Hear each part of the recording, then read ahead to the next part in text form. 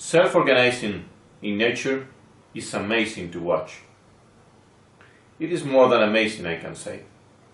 It's really fascinating to see, for example, flocks of birds or fishes or other animals work together.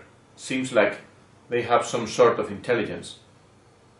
And in fact, there is something like this. This is an amazing science behind it, and it has implications in many other fields. So you will hear more about it in the future. That's today's thought.